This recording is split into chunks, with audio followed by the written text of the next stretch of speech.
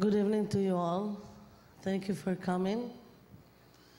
Before I'll tell my story, I would like to say a few words about how it all begins. I will try to answer a few questions I'm sure you all have. Questions like, why an Arab man looking for a Jewish girl? Why not an Arab girl? And why Jewish girls going out with Arab men? And what the big problem in this relationship? And what does Yad L'Achim do?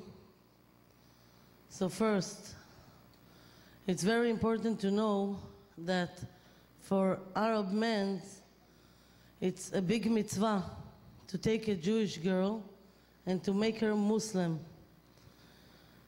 And why? Because if she will marry a Jew and they will have children, so if he make her Muslims, he kill the children before they even born. And after he bring children with her, it's even bigger mitzvah to make the children terrorists. And he also should know that an Arab man, he can't go out with Arab women before wedding because it's not acceptable that Arab women will go out with a man before wedding. But in Israel, Jewish girls have a free lifestyle and they very innocent. They believe that not all Arabs are terrorists, only a few of them. But most Arabs are good and kind and generous. It's very hard to convince Jewish girls that most of Arabs are terrorists. I want you to know that not only not religious girls fall in, also religious girls and very religious girls. And why? Because they're very innocent. And you should know that Arab men today working everywhere in Israel, in every mall, in every market, in every taxi, every bus. They are everywhere. So every Jewish girl, when she go outside to the street, to the market, she meets a lot of Arabs. And the Arabs, they have one goal: to take more and more Jewish and to make them Muslim, to abuse them, to bring children with them, to make the children Muslims, and to have fun, just to have fun. And the big problem is that Jewish girls, they don't know nothing about Arab mentality. They don't know that Arab men beat up their wives, and they can kill wives and women if they're not doing what they say. And the Arab man, in the few first months, he treat the Jewish girl very nice. He buy her a lot of gifts, a lot of jewelry. He give her everything she wants. He take her everywhere, give her a lot of money. He's very kind and very gentle. But after a few months, he will do whatever he wants with her. Because the parents of the girls, most of the time, they throw the girl away as soon as they hear that she has an Arab boyfriend. And where she will go? She go to his house. And his house is an Arab village. And when a few months pass in, and he starts to abuse her in the Arab village, there is no one there for help. Because no police in Israel will go into Arab village. Everyone afraid. Yad L'Achim are the only one who have the brave to dress like Muslims and to go inside Arab villages to save more and more girls and children. And then we take the girls to safe house. We need to rent apartment, hiding place, and We pay for the apartment 6 months at least, because they can't go work, the girls, as soon as we rescue them. Usually they're not healthy, not in physical way and not psychological way. They need 6 months of therapy. We hire social workers to take care of them. And we need to buy her clothes because she don't have Jewish clothes. She only have Arab clothes. We need to, if she have children, the children don't know Hebrew. We need someone to teach them the language. And after they know the language, we need to take them to a Jewish school. So, and the big problem is in court, because legally, the Arab man, he has rights. It's his children too.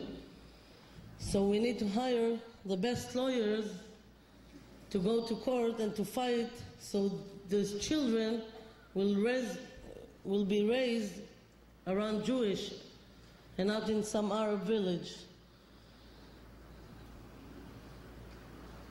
I would like to tell you my story so you all know why I'm dedicating my life to save those girls. I have a Jewish mom and an Arab father. I have another brother and another sister, each one of them from a different Arab father. My mother met her first Arab when she was 14, 35 years ago. And she fell in love with him, even when her family told her not to be with him. She didn't listen, and she moved to live with him. And after a few months, he started to beat her, to abuse her. And after she gave birth to my brother, she had a chance one day, and she took my brother and she ran away. She came back to Jerusalem, the city that she came from, and she tried to come back to her family, but they didn't want to accept her, especially not with an Arab child. So she didn't have a choice. She put my brother in a foster family, and she didn't have where to go. So she was homeless until she met my father. My father is an Arab from Jerusalem, from Arab village called Shuafat. It's a very dangerous village. My father's family, all very religious Muslims. My father is a sheikh. It's like a Rav. I don't know what she was thinking when she met him, but maybe she thought that this time will be better. And she moved to live with him too. And the story came back on himself. He used to beat her too. He used to abuse her. And after she gave birth to me, she ran away, but she left me there. She came back when I was 4 years old, after she convinced the government that all my father's family are terrorists. So they took me out of there and they put me in foster family, Jewish people, not religious, and they hated Arabs. And I got to this family. I was 4 years old girl who didn't know how to speak Hebrew. I only spoke Arabic. And I suffered a lot in this family. They treat me very bad. They used to call me Arab all the time. They never allowed me to sit in the table with them. They almost never spoke to me. And even in school, I had a lot of friends. But every fight with a friend, every argument, all my friends used to tell me, go to your Arab father, you don't belong here, you're not Jewish. I never felt Jewish. And when I became 14, I wanted to meet my parents. So I went to my social worker and I told her that I want to meet my mother and my father. She said that I can't meet my mother because my mother, she met another Arab, and she gave birth to another girl, and she live in some Arab village, and she don't want to see me. So then she said that my father all these years been looking for me, and I said I want to meet him. When my father came, he came with all my family, cousins and uncles. He married 2 wives after my mother, so we brought the wives and the children, my grandmother, my grandfather. There were a lot of people around me, and they were very happy to see me. They treat me very nice. And then I thought to myself, why should I live with a foster family who hates me if I can live with my father, if I have a family that loves me? So I told my social worker that I want to move. She said no at first, but I made a few problems, and then I moved to my father's Arab village. When I first came to the Arab village, my father told me that there are a few things I will need to change, things that maybe I could have done them around Jewish, but as an Arab, I can't do them anymore. Like, it's not allowed to go outside when it's dark for women without permission and without company. And how should I dress? And how should I behave? And what is my place? I said, okay, all the conditions were better than the foster family. I started to live there, and it was okay at first, but I didn't like the way they treat other women. But I told myself, as long as they treat me right, I don't care about anyone else. After 2 months, I told my father that I want to start learn the Quran. And the reason is because all my family, like I said, are very religious Muslim. They pray 5 times a day. They go to the mosque in Arabite every Friday. My father, he teach there. So I wanted to know what they are doing. I told my father I want to learn. He was very happy that this is what I want. And he paid someone to sit and teach me every day. Learning the Quran for me was like a brainwash. And after a few months, I became a believer. And when I became 15, my father decided that it's time for me to get married. And he married me, my cousin. He was 22 years old. And for Arab women, it's called a Guchidur, because I could have been the 4th wife to someone 70. So they told me that I have reason to say thank you. And after I got married, I realized that all I saw on other women will happen to me too. And he used to beat me for everything I did wrong. And in the Quran, it's written that an Arab man allows to beat his wife if she's not doing what he said, if he's not satisfied. So he used to beat me for everything I did wrong, like why the house is not clean, and why it took me too long to bring his coffee. And after a year in our village, and knowing the Quran, I knew there is nothing I can do. So I decided to do what other women do, to do the best I can, not to make him angry, to make him happy. After I got married, I got pregnant, and I became 6 months pregnant. He was a truck driver. He used to leave house very early in the morning, and he used to come back in 2:30 in the afternoon. One day it was 8 in the evening. He didn't come back. I was very worried. It was the first time it was late since we married. And I wanted to call him to ask him where he is and when he's coming, but I didn't have a phone. So I wanted to go to my grandmother's house to call from there. She lived door next to me, like 1 minute from my house. But the only problem I had is that it was dark outside. And like I said, no women can go out when it's dark without permission and without company. I didn't have no one with me. But I thought to myself that he will understand that I went out not to take a walk, just to call him because I'm worried. So I believe that he won't be angry. When I got to my grandmother's house and she saw me coming without company and alone, and she realized the reason, she started yelling at me, and she told me that I made a big mistake, and if he will suspect me that I did something wrong when I got out, he can kill me now. And she said that it's better for me to wait in her house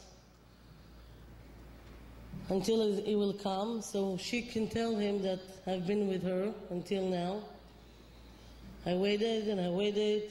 I didn't know what's coming. I didn't know what's going to happen. He came back very late. He took my hand. He took me back to our house, but we stood outside.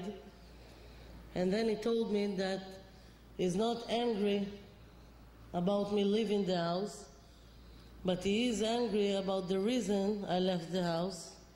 And what was the reason? The reason was because I wanted to call him to ask him where he is and when he's coming.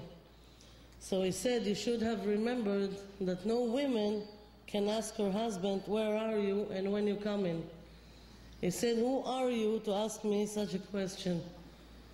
And if I'm not here for 1 week, you will cook and clean like I need to come every 5 minutes.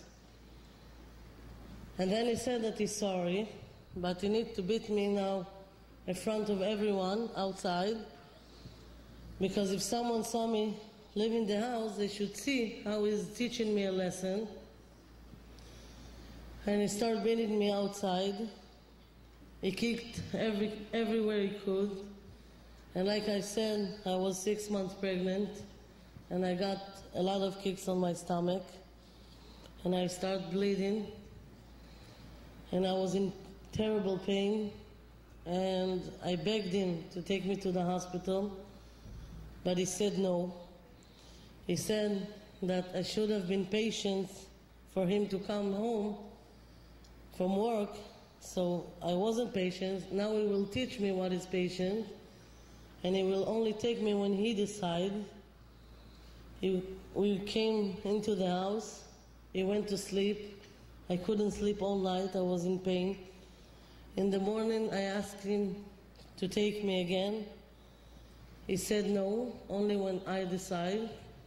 He went to work this day, he came back from work, he sat, he ate, he met his friends, he rested, and only after all that, he told me, now I will take you. And in the way to the hospital, he threatened me that he will kill me if I will say something to the doctor or to the nurse. He said if someone will ask what happened, he will answer, not me. We entered the hospital and they started to examine me. They did an ultrasound test and monitor, and then they told me that the baby is not alive. When I heard the baby is not alive, I took it very bad. And they told me that there is nothing they can do. They must do a surgery to take the baby out. And after the surgery, I felt even worse.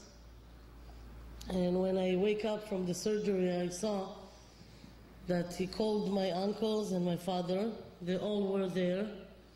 And when they saw me opening my eyes, they came everyone around my bed, and they started yelling at me, telling me how big mistake I've done and how could you do such a thing. And then I thought to myself that that's it, I can't take it anymore, I can't suffer anymore. I was almost 16, and I thought to myself that I don't want to be a beat-up woman all my life. And I asked myself, is this the price I should pay to have a father and family? And then I decided that it's better for me to be alone than to live like this all my life. And I decided that I will run away the first chance I have. In the hospital, he didn't leave me alone for 1 minute. He slept on the floor next to me. He didn't allow me to speak, not with the doctors, not with the nurses. When we came back to the house, he saw that something changed with me. So he decided to lock the door when he's leaving the house, and he left the key with my uncles. So every morning another uncle will come, and I will give them a list, and they will go to the market for me. I had one uncle that I liked him the most. He was very kind to me, and I knew I can trust him. So every morning when he came, I used to ask him, to beg him to help me run away.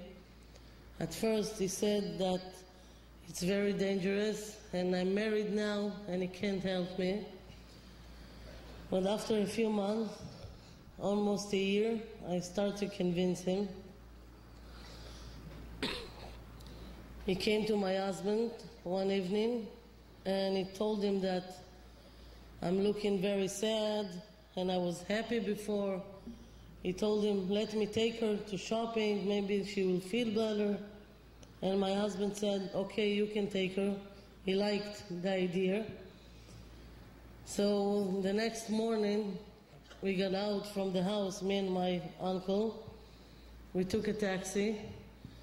My uncle only told me a sentence. He told me, when we going to the La'ir Ha'atika, when I get there, I don't want to see you with me. This was the only words he said. We got to the taxi and the taxi left the Arab village, and it was a Jewish neighborhood. And when the taxi came to a stoplight, I looked around me and I saw that everyone Jews around me. So I opened the taxi door and I ran away. I knew that it was the only chance I will have. He started to run after me, and he did himself like he's beating himself and he's yelling, but I didn't care. I ran as fast as I could. I knew that this is my only chance. And I ran away until I found a Jewish taxi driver, and I got into this car. I tried to explain him everything, why I'm running away. What I didn't say before is when I first got to my father's house, after a few months I lived with my father. One day my father came to me and he asked me if I want to meet my mother. I asked him how he knows where my mother is, and he said that he knows the third Arab she went with him, and he knows that she left him and she left the girl she gave birth to with him, and that she lives in Jerusalem in some apartment. If I want, he will take me to visit her. So in the time I lived with my father, I visited my mother a few times. I told the Jewish taxi driver that I don't know Jerusalem and I don't have the address, but I know my mother lives in Jerusalem somewhere, and I remember how the house looks like. If I can go around all the neighborhoods with me, because I didn't have money to pay him. So he said that it's okay for me to sit next to him And he will continue working, taking people for different neighborhoods. And in the way, maybe I will see the place and I will recognize it. And I found the place. I got to my mother's house, but she didn't want to accept me. She told me that the first place he will look for me, it's her place, it's her house. And she started crying about how much she suffered all her life, and she don't want problems with my father's family. And she said, I put you in a foster family, it's your problem that you came back. And she opened the door and she told me, just go out. So I went outside. I was very scared girl. I didn't know what to do with my life. I just knew that I need to hide. And I didn't know Yad Lachem yet. It wasn't such a big organization like it is today. And I was very scared, so I decided to sleep in the street and to hide away from all the people. And after a few days on the streets, I found a cave nearby. And I thought to myself, it was very scary to sleep in the cave, but I was a 17 years old girl sleeping on the streets. There are a lot of sick people out there, and I thought it's better for me and it's safer for me to sleep in the cave than outside. So I started sleeping on the cave. I lived more than a year like that. I used to steal food. I'm very sorry I did that, but I didn't have a choice. I needed to survive. And thanks to good women that hanging clothes in the clothes line, I had clothes. I used to go to shopping.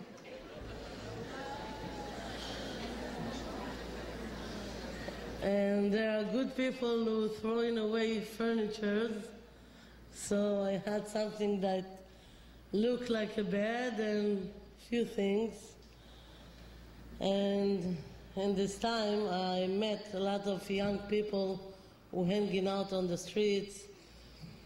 Everyone with his story, and we became friends. I had a lot of friends in this time.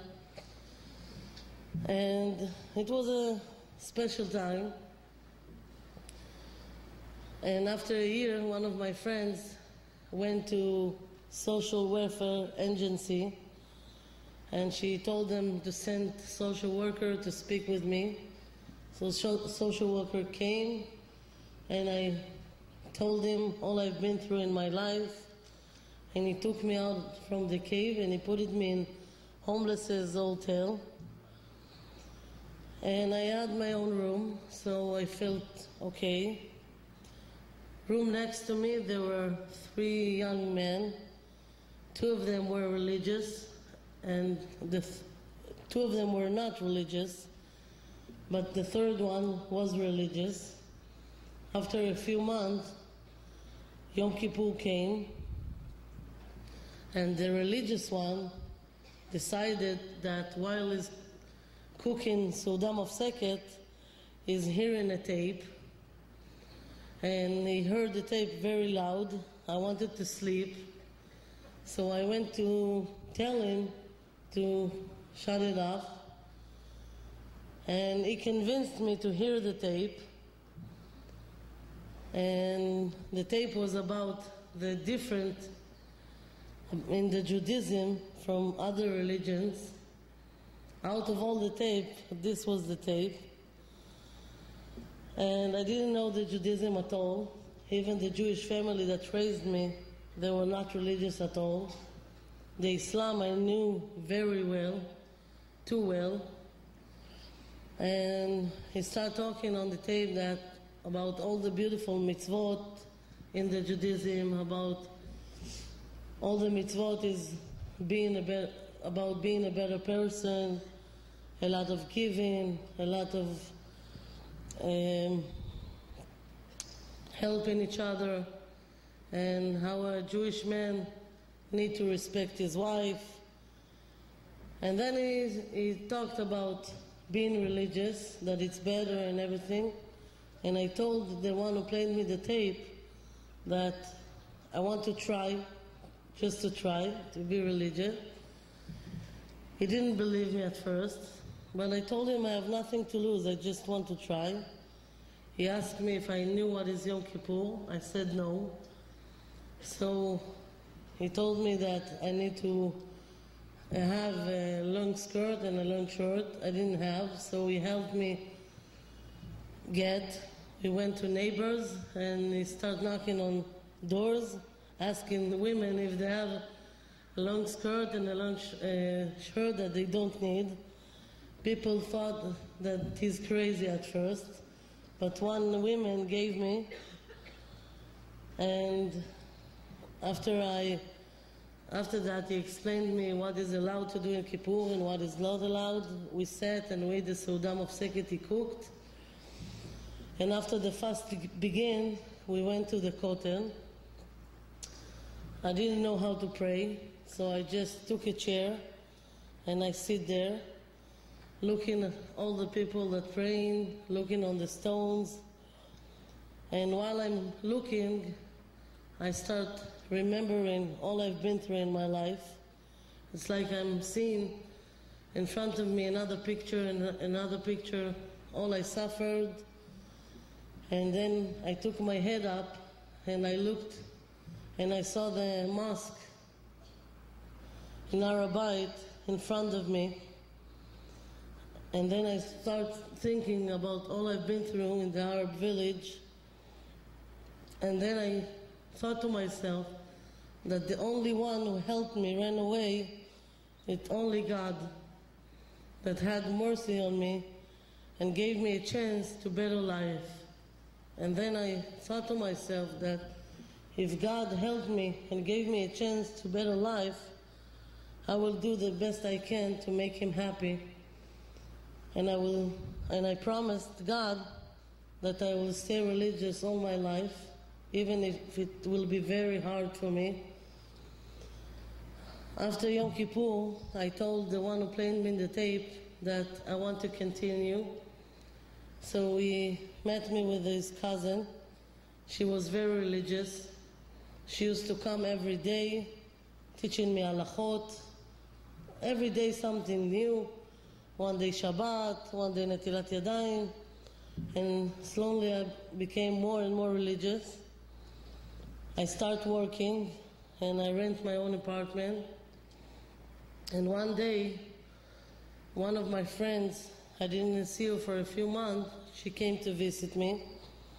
And while she's telling me all she's been through in those months, she's telling me that she have an Arab boyfriend. Everyone that knew me in this time, I never told anyone about who I am and who my parents are. When people used to ask me, where are your parents and why you're living on the streets, I used to say I have no parents and no questions. But when I saw her telling me that she had an Arab boyfriend, and I knew how much she's going to suffer, I told myself that I must tell her what I've been through. Maybe I'll convince her to leave him. So I start telling her all I've been through, how much I suffered all my life, being a daughter to Jewish mom and Arab father. I told her how much I suffered in the Arab village. I told her about Jewish girls that were living in my father's Arab village, how much the man used to abuse them and everyone, they were slaves. And I told her about my uncles, how they used to get dressed handsome every night and telling one each other, come on, let's go get some more Jewish. And when she heard all that, she decided that she's leaving him, and she's very scared and she don't want to meet another Arab again. I was very happy that I started to convince her. And then I thought to myself that maybe God didn't brought me to this world for nothing, and maybe I didn't been through all I've been through for nothing. So I decided that what I want to do in my life is to help Jewish girls not to fall in Arab men's arms. I looked for an organization that does this. This is how I found Yad L'Achim. Almost 9 years passed, and I'm still working with them. In my work, thank you. In my work, I'm going to schools, high schools, talking to girls, convince them, explain to them, and I take care of girls that we rescue, and sometimes I need to dress like an Arab and to go inside Arab villages to save women, girls, children.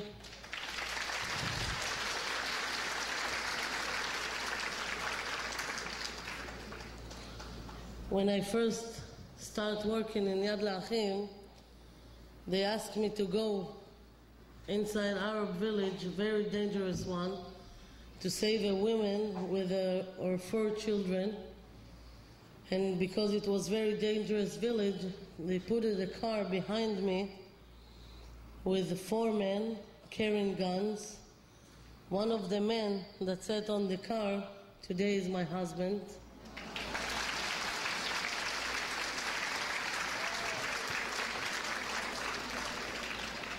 I have 3 beautiful children. Thank you. And Yad L'Achim helped me look for my brother and my sister. To my regret, when I found my brother, I found out that when he became 18 in the foster family that raised him, he met his father and he liked him, so he lived like a Muslim today. When I got to my sister, she was 9 years old girl living with her father in an Arab village. She didn't know she was Jewish. And we took lawyers, we went to court, and after a few months, God helped me. So I'm raising her, and she's very religious. It's 8 years that she's living with me. She needs to be married now. And to the end, I want to say that for me, it's a prayer, it's a dream that no Jewish girl will go out with Arab men. And I want to say thank you to Yad L'Achim, that when I met them, I realized that there are more people who have the same dream. And I hope and I believe it will become your dream too. And I know that I will do anything that I can do to make this dream come true. Thank you all for listening. And I want to ask you, please help us. Help Yad L'Achim. Thank you.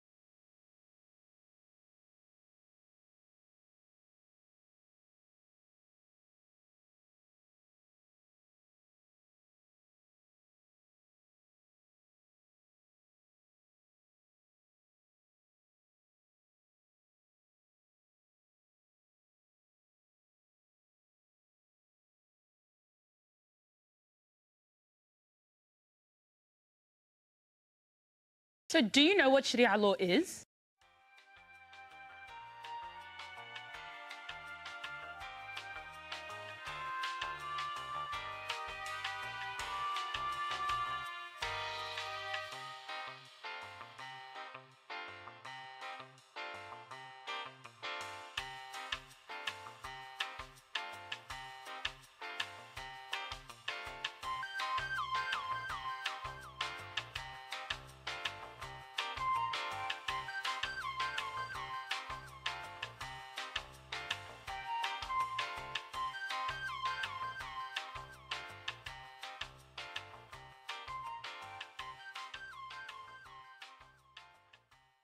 My frustration is that people talk about Islam without knowing anything about it. Islam, to me, is the most feminist religion.